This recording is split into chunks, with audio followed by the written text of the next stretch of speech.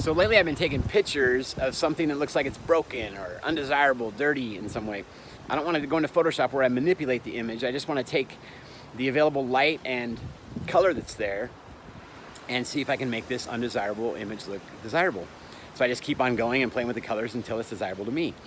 So the other day I'm sitting in my parking stall. I'd been there for a long time, just sitting on my phone, and completely forgot about the concrete pillar that was right next to my car, holding up the awning.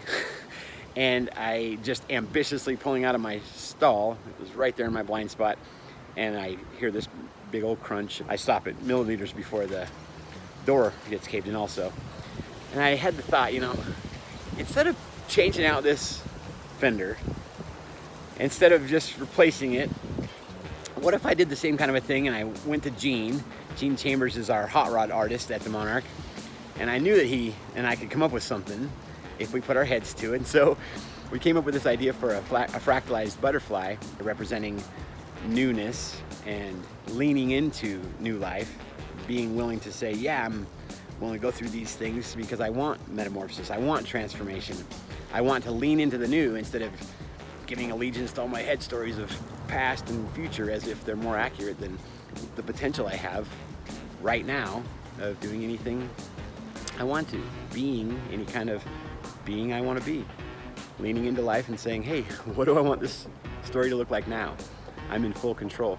And so I wanted to be able to drive my car around as a representation to me that I can always be transforming myself.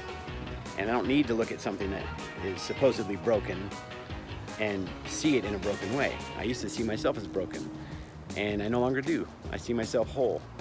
And so I like to point the camera, and I like to point attention at other things I see as whole.